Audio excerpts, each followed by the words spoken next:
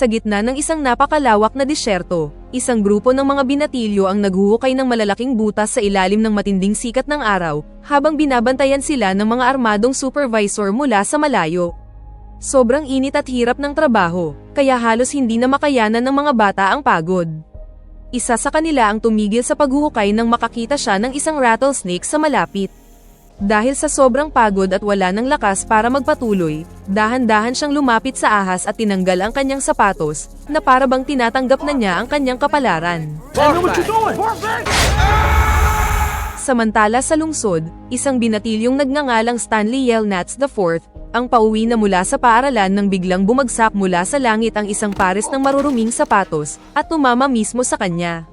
Nakilala agad ni Stanley ang mga sapatos dahil pagmamayari ito ng sikat na baseball player na si Clyde Livingston, at ang mga sapatos ay ibinibenta noon sa isang charity auction. Dahil ilang taon nang walang tigil na naghahanap ng lunas ang ama ni Stanley para sa problema sa mabahong paa, nagpasya siyang iuwi ang mga sapatos. Ngunit bago pa niya maipaliwanag kung saan niya nakuha ang mga ito, pinalibutan siya ng mga pulis at agad siyang inaresto. Dinala siya ng mga pulis sa kanyang mga magulang, at agad nilang napansin ang ilang kahina-hinalang bagay. Ang kanyang ama, si Stanley Yelnats III, ay may apartment na puno ng napakaraming sapatos, habang ang kwarto naman ni Stanley IV ay may mga poster ng sikat na baseball player. Sinubukang ipaliwanag ni Stanley na literal na nahulog mula sa langit ang mga sapatos, ngunit walang naniwala sa kanya. Sa korte, inakusahan si Stanley ng pagnanakaw ng mga sapatos mula sa isang charity auction. Kahit paulit-ulit niyang sinasabi na aksidente lang niyang natagpuan ang mga ito, binigyan siya ng judge ng dalawang pagpipilian, makulong o ipadala sa loob ng 18 buwan sa Camp Green Lake. Dahil inakala ni Stanley na parang ordinaryong summer camp lamang ito, pinili niya ang Camp Green Lake. 18 months, Camp Green Lake, son. Habang naglalakbay ang bus patungo sa disyerto, naalala ni Stanley ang sumpang matagal nang pinaniniwalaan ng kanilang pamilya. Ayon sa kanyang lolo, malas ang buong pamilya Yelnats dahil sa isang pangakong sinira ng kanyang great-great-grandfather maraming taon na ang nakalipas. Habang nagpapatuloy ang bus sa gitna ng walang katapusang disyerto, sandali niyang napansin ang isang lalaking nakasakay sa tabi ng isang boriko, ngunit tila imahinasyon niya lamang yun. Kalaunan, nakarating ang bus sa Camp Green Lake, ngunit malayo ito sa inaasahan ni Stanley, dahil wala doong kahit anong lawa. Sa halip, tuyong-tuyo at walang buhay ang buong lugar, at punong-puno ito ng napakaraming malalaking butas na hinukay sa lupa.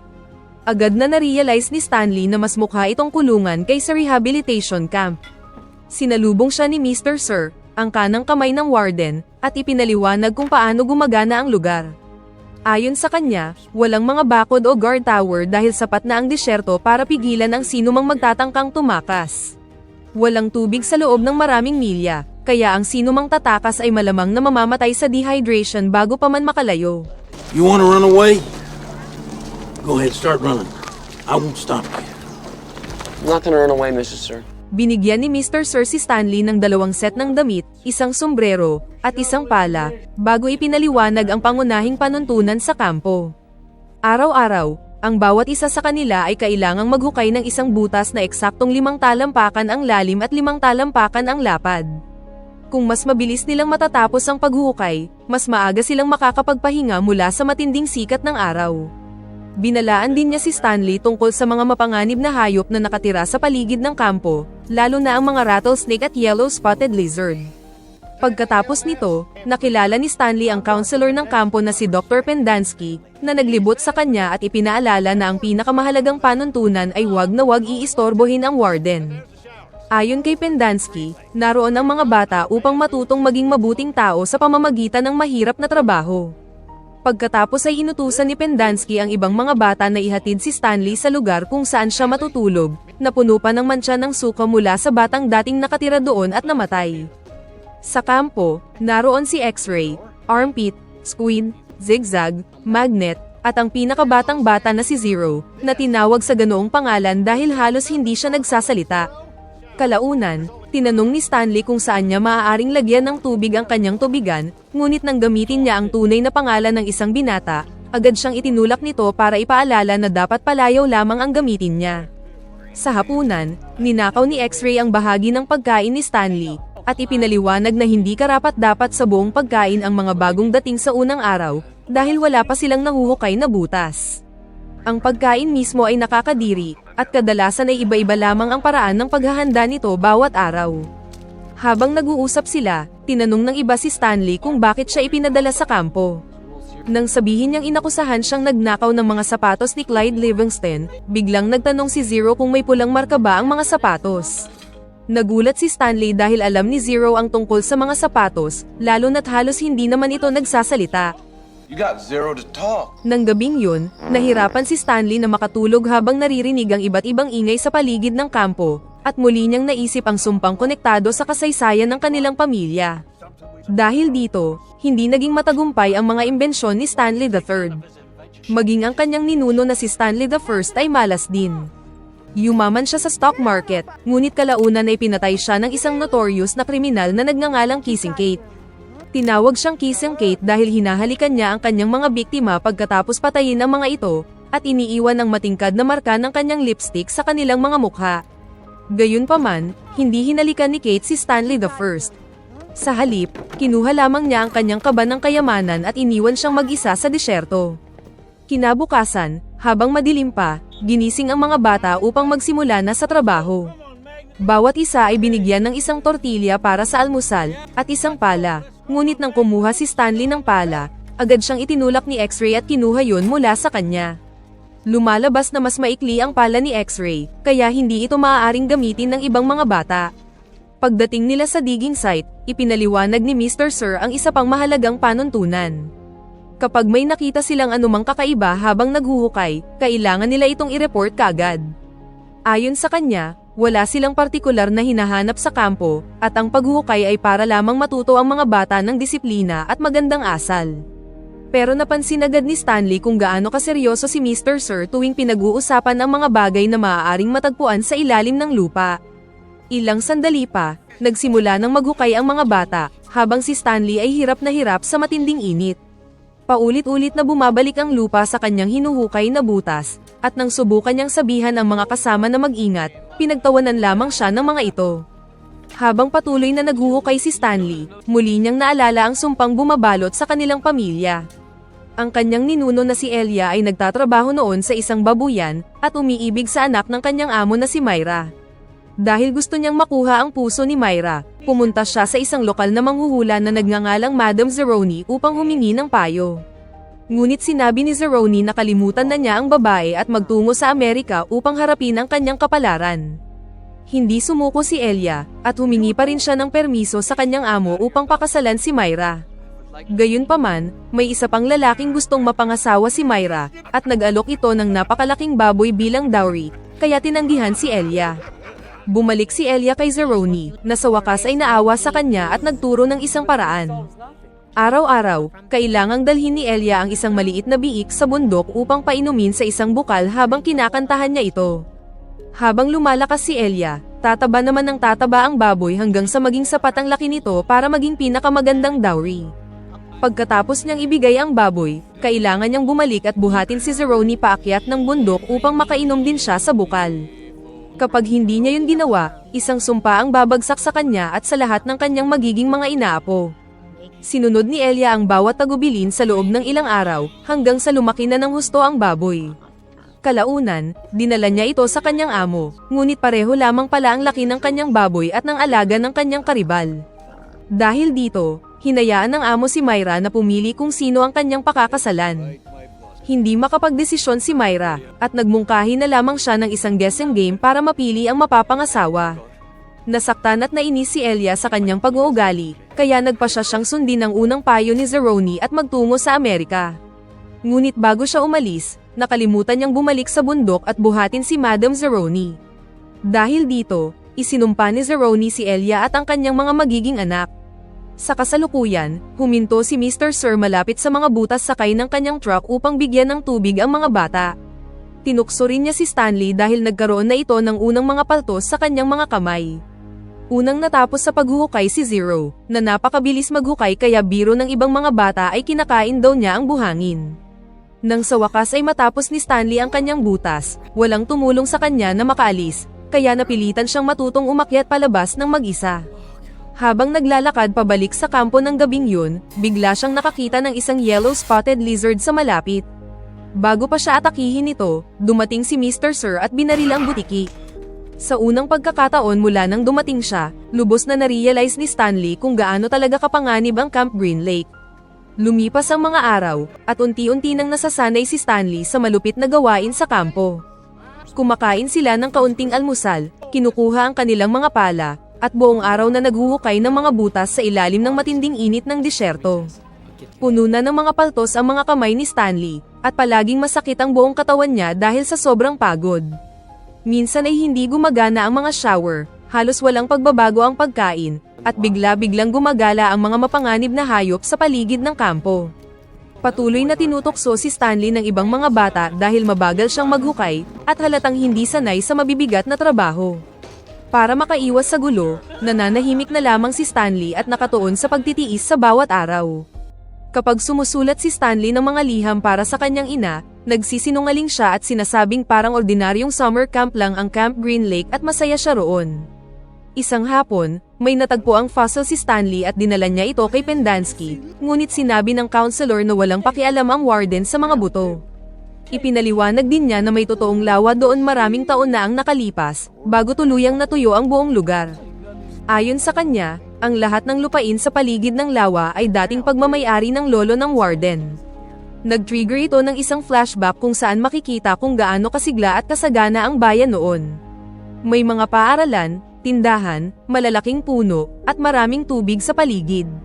Regular ding pumupunta doon ang isang nagtitinda ng sibuyas na nagngangalang Sam, kasama ang kanyang kariton na hinihila ng isang boriko.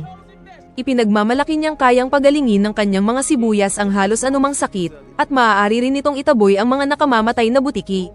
May gusto si Sam sa lokal na guro na si Catherine, kaya palagi siyang nagdadala ng isang supot ng sibuyas para sa kanya. Bilang kapalit, binibigyan naman siya ni Catherine ng garapon ng mga peach na kanyang pinipitas. Maraming lalaki sa bayan ang may gusto kay Catherine, at naiinggit sila sa espesyal na atensyong natatanggap ni Sam mula sa kanya. Isang maulang araw, pinauwi ni Catherine ang mga bata dahil tumutulo ang bubong ng paaralan, kaya nagboluntaryo si Sam na ayusin ito. I can fix that. It's a deal. Habang inaayos niya ang paaralan, mas madalas silang nagkakasama ni Catherine, hanggang sa unti-unti silang mahulog sa isa't isa. Ngunit napapansin din ni Sam kung paano palaging nagpaparinig at nagbibigay ng mga malaswang komento kay Catherine ang mga lalaking dumadalo sa panggabing klase para sa matatanda. Ang lolo ng warden na si Walker ay niyaya rin siyang makipag-date, ngunit tinanggihan siya ni Catherine, na labis na ikinagalit ni Walker. Kalaunan, naging pinakamagandang gusali sa buong bayan ang paaralan. Gayunpaman, nawala ang boriko ni Sam, kaya bumili siya ng bangka bilang kapalit. Isang maulang hapon, sa wakas ay nagkalakas loob sina Sam at Catherine na maghalikan. Lingid sa kaalaman nila, nakita sila ni Walker, na agad namang ipinakalat ang balita sa buong bayan. Ilang oras lamang ang lumipas, nagtipon ang mga galit na lalaki at sinunog ang paaralan bilang parusa sa kanilang relasyon. Nagmamadaling humingi ng tulong si Catherine sa sheriff, ngunit lasing ito at sa halip ay hiningan siya ng halik. Nang itulak siya ni Catherine palayo, kinutya siya ng sheriff at nilait si Sam gamit ang mga mapanirang salita. Ipinaalala rin niya na ilegal noon ang relasyon ng magkaibang lahi, at maaaring bitayin si Sam dahil dito. Sa sobrang takot, tumakbo si Catherine papunta kay Sam, ngunit huli na ang lahat, dahil binaril na ng mga taong bayan si Sam habang nasa kanyang bangka. Makalipas ang ilang panahon, bumalik si Catherine at binaril ang sheriff, bago siya binigyan ng halik na matagal na nitong hinihingi. Pagkatapos nito, tuluyan na siyang umalis sa bayan at naging kilalang outlaw na si Kissing Kate. Sa kasalukuyan, nilapitan ni X-Ray si Stanley at sinabi na sa susunod na may makita siya habang naghuhukay, dapat muna niya itong ibigay sa kanya. Kalaunan sa bayan, aksidenteng nadapa si Stanley sa isa sa mga batang madalas mang-api sa kanya, at muntik nang mauwi sa suntukan ang sitwasyon. Ngunit sa kabutihang palad, napigilan ito bago lumala. Pagkatapos nito, opisyal nang binigyan ng mga bata si Stanley ng palayaw na caveman, tanda na itinuturing na rin nila siyang bahagi ng kanilang grupo. Hindi nagtagal, nakatanggap si Stanley ng liham mula sa bahay, na nagsasabing patuloy pa ring nabibigo ang mga eksperimento ng kanyang ama at lalo pang lumalala ang problema nila sa pera. Kasabay nito, tahimik na humingi ng tulong si Zero kay Stanley upang turuan siyang magbasa dahil hindi siya kailanman natutong magbasa ng maayos. Gayunpaman, tumanggi si Stanley at sinabing hindi siya magaling magturo, at pagod na pagod din siya sa pagtatapos ng bawat araw, kaya kailangan niyang magpahinga. Sa isa na namang araw ng paghuhukay, biglang may nahukay si Stanley na isang maliit na gintong tubo na may nakaukit na mga inisyal na KB. Inakala ng mga bata na maaaring bahagi ito ng isang bala, ngunit masyado itong manipis para maging ganoon. Bago pa makapag-react ng maayos si Stanley, mabilis na kinuha ni X-Ray ang bagay, at sinabi kay Stanley na siya na ang magbibigay nito sa warden. Nang makita ni Pendansky ang gintong tubo, agad niyang ipinatawag ang warden. Nagulat ang mga bata nang dumating siya dahil hindi tulad ng inaasahan ni Stanley, bata pa pala ang warden at isang babae. Nang makita ang bagay, agad na naging interesado ang warden. Sinabihan niya si X-Ray na magpahinga muna sa araw na yun, at inutusan ang lahat ng iba pang bata na hukayin ang buong paligid ng butas ni X-Ray. Buong hapon silang nagtrabaho ng higit kaysa karaniwan, ngunit wala silang nakita dahil maling lugar pala ang kanilang hinuhukay. Sa loob ng ilang araw, patuloy nilang hinukay ang napakalaking lugar na yun, ngunit halos wala silang nahanap maliban sa isang maliit na piraso ng metal. Kalaunan, nawalan na ng interes ang warden at inutusan silang bumalik sa kani-kanilang mga butas at ipagpatuloy ang dating gawain.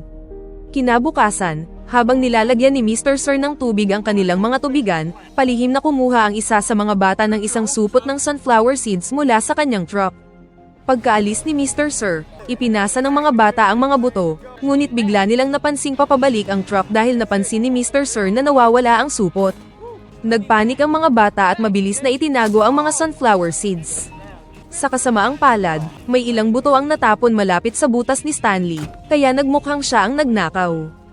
Nang dumating si Mr. Sir, inako ni Stanley ang kasalanan upang protektahan ang kanyang mga kasama kahit wala naman siyang ginawa. Agad siyang kinaladkad ni Mr. Sir papunta sa cabin ng warden para parusahan. Sa loob ng opisina, makikita ang maraming poster tungkol kay Kissing Kate. Ipinakita rin ng warden kay Stanley ang espesyal niyang nail polish, na ginawa gamit ang kamandag ng rattlesnake. Matapos pinturahan ng warden ang kanyang mga kuko, sinampal niya si Mr. Sir dahil ginambala nito ang paghuhukay ni Stanley dahil lamang sa isang bagay na walang halaga tulad ng mga sunflower seeds, bago pinabalik si Stanley sa kanyang paghuhukay. Nang makabalik si Stanley, nagulat ang ibang mga bata dahil nakaligtas siya sa pakikipagkita sa warden. Nagulat naman si Stanley nang malaman niyang tinapos ni Zero ang kanyang butas bilang pasasalamat sa pag-ako niya sa kasalanan. Dahil dito, sa wakas ay pumayag na si Stanley na turuan si Zero na magbasa. Nang muli nilang makita si Mr. Sir, meron na itong dalawang malalaking sugat sa mukha na iniwan ng mga kuko ng warden. Galit na galit siya kay Stanley, kaya hindi niya pinuno ang kanyang tubigan. Habang araw-araw na tinuturuan ni Stanley si Zero na magbasa at magsulat, isang panibagong flashback ang nagpakita ng karagdagang bahagi ng kwento ni Catherine Barlow. Matapos patayin ng mga taga-nayon si Sam dahil sa relasyon nito kay Catherine, unti-unting natuyo ang Green Lake. Lumipas ang panahon at naging magnanakaw si Kate, kung saan ninanakawan niya ang mga mayayamang lalaking dumaraan sa disyerto. Isa sa kanyang mga naging biktima ay ang great-grandfather ni Stanley na si Stanley Yelnats I, na ang kaba ng kayamanan ay nakabaon sa lugar kung saan dating naroon ang lawa. Habang nagpapahinga si Kate, natagpuan siya ni Walker at ng kanyang asawa. Desperado sila sa pera dahil tuluyan nang bumagsak ang bayan matapos matuyo ang lawa noong araw na namatay si Sam. Ngunit sa halip na patayin sila, naisip ni Kate ang mas matinding paghihiganti. Hinayaan niyang kagatin siya ng nakamamatay na butiki, at dinala ang sikreto ng kinaroroonan ng kayamanan hanggang sa kanyang libingan. Sa kasalukuyan, unti-unting napagtanto ni Stanley na maaaring kay Kate Barlow mismo ang gintong tubo na kanyang natagpuan.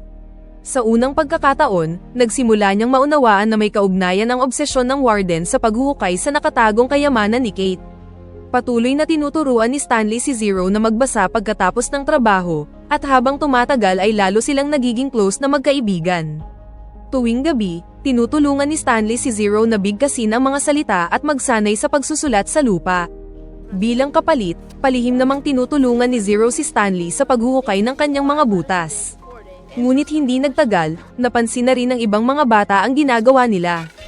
Isang hapon, sa wakas ay sinabi ni Zero ang tunay niyang pangalan ay Hector Zeroni, na ang ibig sabihin ay isa siyang descendant ni Madam Zeroni. Ikinwento rin ni Zero na nawala ang kanyang ina ilang taon na ang nakalipas. Simula noon, mag-isa na siyang namumuhay sa mga lansangan at ginagawa ang lahat para mabuhay. Makalipas ang ilang panahon, patuloy na pinag-iinitan ng isa sa mga masasamang bata si Stanley dahil may tumutulong sa kanya sa paghuhukay. Sa isang pagtatalo, biglang inatake ni Zigzag si Stanley sa gitna ng disyerto habang nanunood lamang si Pendanski. Habang nag-aaway ang dalawang bata sa lupa, madaling napabagsak si Stanley, kaya sumugod si Zero upang tulungan siya at muntik nang mapatay ang kalaban. Nagpaputok si Pendanski sa hangin para mapatigil ang dalawa, at hindi nagtagal ay dumating ang warden upang alamin ang nangyari. Sinabi ng mga bata na tinutulungan ni Zero si Stanley, kaya agad na ipinaliwanag ni Stanley na tinuturuan lamang niya si Zero na magbasa at magsulat. Ngunit lalo lamang nagalit ang warden, habang patuloy namang kinukutya ni Pendanski si Zero at tinawag itong bobo. Sa unang pagkakataon sa buong pelikula, tuluyan nang nawalan ng kontrol si Zero. Kumuha siya ng pala at malakas na hinampas ito sa mukha ni Pendanski, bago tumakbo palayo patungo sa disyerto. Gustong habulin ni Mr. Sir si Zero, ngunit pinigilan siya ng warden. Ayon sa kanya, walang pamilya at walang record si Zero, kaya maaari nilang burahin na lamang ang kanyang mga dokumento at magkunwaring hindi siya kailanman nakarating sa kampo. Nang gabing yun, pinag-usapan ng mga bata kung gaano kaimposibleng mabuhay ng mag-isa sa disyerto nang walang tubig. Hindi mapigilan ni Stanley ang pag-aalala at naalala niya ang kwento tungkol kay Stanley I na minsang nakaligtas ng 16 na araw sa disyerto matapos siyang pagnakawan ni Kate. Ayon sa kwento, nakahanap siya ng masisilungan sa isang lugar na tinatawag na God's Thumb, ngunit walang nakakaalam kung ano talaga ang lugar na yon dahil nang matagpuan si Stanley I, halos wala na siya sa tamang pag-iisip. Kinabukasan, nabigla si Stanley nang may dumating na bagong bata sa kampo bilang kapalit ni Zero, na para bang hindi kailanman naging mahalaga si Zero. Nang ma-realize na walang tutulong sa kanyang kaibigan, nagpasya si Stanley na siya mismo ang hahanap dito. Habang abala si Mr. Sir sa paglalagay ng tubig sa mga tubigan, palihim na ninakaw ni Stanley ang kanyang truck at nagmaneho patungo sa disyerto. Tumalon si Mr. Sir sa gilid ng sasakyan upang pigilan si Stanley, ngunit nawalan ito ng kontrol at nahulog sa isang malaking butas. Nang walang sinasayang na oras, tumalon si Stanley palabas at nagpatuloy sa pagtakbo sa disyerto. Nang malaman ng warden ang nangyari, inutusan niya si Mr. Sir na maghintay muna ng 2 linggo bago i-report na nawawala si Stanley. Ayon sa kanya, pagsapit ng panahong yun, wala nang matitirang ebidensya na maaari nilang mahanap. Sa ilalim ng napakainit na araw, patuloy na naglakad si Stanley sa malawak at tuyong disyerto, habang iniiwasan ang mga rattlesnake at yellow-spotted lizard. Kalaunan, nakakita siya ng isang sirang bangka na naiwan sa gitna ng disyerto, at doon niya natagpuan si Zero na nagtatago sa ilalim nito. Mahina na si Zero, pagod at halos hindi na makatayo, ngunit buhay pa rin siya.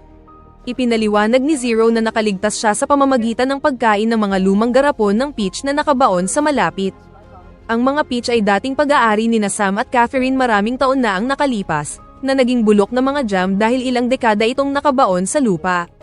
Habang nagpapahinga sina Stanley at Zero, napansin ni Stanley ang isang higanteng mountain formation sa malayo na hugis hinlalaki. Agad niyang napagtanto na yon ang God's Thumb, ang lugar kung saan minsang nakaligtas ang kanyang ninunong si Stanley I. Nagpa siya ang 2 bata na magtungo doon, sa pag-asang makakahanap sila ng tubig. Ngunit habang umaakyat sila, lalo silang nahirapan dahil patuloy na inuubos ng matinding init at pagod ang kanilang natitirang lakas. Sa isang punto, muntik nang mahulog si Stanley mula sa bundok, ngunit mabilis siyang hinila ni Zero. Ngunit kalaunan, hindi na kinaya ni Zero ang pag-akyat. Dahil sa matinding dehydration at gutom, bigla siyang bumagsak at nawalan ng malay. Ngunit ayaw sumuko ni Stanley. Binuhat niya ang kanyang kaibigan at dinala ito hanggang sa tuktok ng bundok, tulad ng ginawa ng kanyang ninuno nang buhatin nito ang baboy paakyat sa bundok. Sa huli, nakakita si Stanley ng sariwang tubig na dumadaloy sa isang maliit na batis, pati na rin ng mga ligaw na sibuyas na tumutubo sa paligid. Agad niyang pinainom si Zero, at nagsimula silang kumain ng mga sibuyas upang maibalik ang kanilang lakas. Habang nagpapahinga sa tuktok ng bundok, hindi na malaya ni Stanley na kinakanta niya ang parehong awiting ipinasa sa kanilang pamilya sa loob ng maraming henerasyon. Sa mismong sandaling yun, sa wakas ay nakapagpahinga na ang kaluluwa ni Madam Zeroni, at tuluyan nang nabasag ang sumpa sa pamilya Yelnats. Nang mawala ang sumpa, sa wakas ay natapos ni Stanley III ang kanyang imbensyon, at nakahanap ng mabisang lunas para sa mabahong paa sa pamamagitan ng paghahalo ng peach at sibuyas, kaya masayang ipinagdiwang ng buong pamilya ang kanyang tagumpay. Kinabukasan, sa wakas ay inamin din ni Zero ang isang bagay na matagal na niyang itinatago. Lumalabas na siya talaga ang kumuha ng mga sapatos ni Clyde Livingston. Ipinaliwanag ni Zero na kinuha niya ang mga sapatos mula sa isang shelter dahil inakala niyang ordinaryong sapatos lamang ang mga yon. Ngunit nang habulin siya ng mga pulis, nagpanik siya at itinapon ang mga sapatos mula sa isang tulay. Ang parehong sapatos ay aksidenteng nahulog kay Stanley, na naging dahilan ng kanyang pagkakaaresto at lahat ng nangyari pagkatapos. Ang nakakagulat, hindi nagalit si Stanley nang malaman ang katotohanan. Sa halip, napagtanto niyang may dahilan kung bakit humantong ang lahat ng pangyayaring yun sa pagkikita nilang dalawa. Samantala sa Camp Green Lake, dumating ang abogado ni Stanley upang sunduin siya matapos lumabas ang bagong ebidensyang nagpapatunay na inosente siya. Gayunpaman, nagsinungaling ang warden at iginiit na kusang tumakas si Stanley. Agad na nagduda ang abogado sa kwento ng warden at nagbabala na babalik siya kasama ang mga awtoridad kung hindi nila mahahanap si Stanley. Samantala sa bundok, patuloy na iniisip ni Stanley ang gintong tubo na kanyang natagpuan noon. Sa huli, nakumbinsi si Stanley na maaaring nakabaon pa rin ang kanyang kayamanan malapit sa butas kung saan niya natagpuan ang bagay. Hindi nagtagal, nagpa siya sina Stanley at Zero na bumalik sa Camp Green Lake sa huling pagkakataon upang hanapin ang kayamanan. Nang gabing yun, maingat silang naglakbay pabalik sa disyerto at kalaunan ay nakarating malapit sa lugar ng digging site. Nahanap ni Stanley ang eksaktong butas kung saan niya unang natagpuan ang gintong bagay, at agad silang nagsimulang maghukay ni Zero. Matapos ang ilang oras ng paghukay, biglang tumama ang pala ni Stanley sa isang matigas na bagay sa ilalim ng lupa. Hindi nagtagal, nahukay nila ang isang lumang treasure chest na matagal nang nakabaon. Ngunit bago pa nila ito mailabas, biglang dumating ang warden, si Mr. Sir at si Pendanski, at pinalibutan ang butas.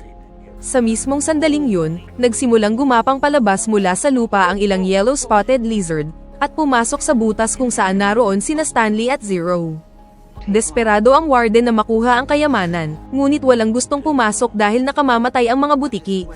Dahil dito, napilitan sina Stanley at Zero na manatiling hindi gumagalaw, habang gumagapang ang mga butiki sa ibabaw ng kanilang mga katawan. Habang lumilipas ang gabi, lalo lamang nababagabag ang warden. Ipinaliwanag niya na ilang henerasyon nang hinahanap ng kanyang pamilya ang kayamanan ni Kate Barlow, mula pa noong nabigo ang kanyang lolo na matagpuan ito. Pagsapit ng umaga, nakakagulat na hindi pa rin kinakagat ng mga butiki sina Stanley at Zero. Ilang sandali pa, dumating ang abogado ni Stanley kasama ang mga pulis at mga investigador ng gobyerno. Agad na gumawa ng kasinungalingan ang warden at sinabi niyang ninakaw ni Stanley at Zero ang treasure chest mula sa kanyang cabin, bago tumakas at nagtago sa butas. Ngunit nang suriin ng mga investigador ang chest, may nakita silang pangalan na Stanley Yelnats, na nagpapatunay na dati itong pag-aari ng great-grandfather ni Stanley bago ito ninakaw ni Kate Barlow. Pagkatapos nito, bumalik sila sa kampo at inilagay ng abogado ang treasure chest sa kanyang sasakyan bago ipinahayag na aalis na sila. Gayunpaman, tumanggi si Stanley na umalis nang wala si Zero, kaya hiniling ng abogado ang kanyang file. Nang matuklasang nawawala ang record ni Zero, agad itong nagdulot ng malaking pagdududa sa paraan ng pagpapatakbo ng Camp Green Lake. Hindi nagtagal, natuklasan ng mga awtoridad na si Mr. Sir ay isang kriminal na gumagamit ng peking pangalan, habang si Pendanski naman ay hindi talaga isang doktor. Habang lumalawak ang investigasyon, tuluyan ng inaresto ang warden, si Mr. Sir, at si Pendanski. Sa mismong sandaling yun, biglang nagsimulang bumuhos ang ulan sa Green Lake sa unang pagkakataon matapos ang maraming dekada. Masayang nagsilabasan ang mga batang naiwan sa kampo, habang unti-unting napupuno ng tubig ang dating tuyong disyerto. Matapos ang maraming taon ng tagtuyot, muling nagsimulang mabuo ang Green Lake. Makalipas ang ilang araw, nakauwi na si Stanley dala ang kayamanan na nakuha mula sa Camp Green Lake. Kasama ang kanyang pamilya at si Zero, sa wakas ay binuksan nila ang treasure chest at natuklasang puno ito ng ginto, alahas, at mga lumang dokumentong pag-aari ng great-grandfather ni Stanley. Natagpuan din nila sa loob ang mahahalagang stock certificate, na sa paglipas ng panahon ay naging napakalaking halaga. Agad na nagpasya si Stanley na hatiin ng pantay ang kayamanan kay Zero, dahil naniniwala siyang pareho nilang pinaghirapan ang kayamanang yon. Walang pag-aalinlangan namang pumayag ang pamilya Yelnats at opisyal nilang tinanggap si Zero bilang bahagi ng kanilang pamilya. Samantala, ginamit ni Zero ang bahagi ng kanyang kayamanan upang kumuha ng mga investigador na maghahanap sa kanyang nawawalang ina. Matapos ang maraming taon ng pagkakahiwalay, sa wakas ay natagpuan ito ng mga investigador na humantong sa isang emosyonal na pagkikita ni Zero at ng kanyang ina. Makalipas ang ilang panahon, tuluyan ng isinara ang kampo at ipinadala ang mga batang naroon sa isang tunay na counseling program. Naging magkapitbahay ang pamilya Stanley at Zero sa isang marangyang lugar, at nanatili silang matalik na magkaibigan. Samantala, naging napakamatagumpay ng imbensyon ng ama ni Stanley. Maging ang sikat na baseball player na si Clyde Livingston, na konektado sa mga ninakaw na sapatos, ay lumabas sa mga patalastas upang ipromote ang produkto. Sa huli, napatunayang magkakaugnay ang lahat ng pangyayaring ito mula pa sa simula, at dito na nagtatapos ang pelikula. Pakipindot naman ng like button kung nagustuhan mo ang pelikula at kung hindi naman, pindutin mo ng 2 beses ang dislike button para lang makasiguro.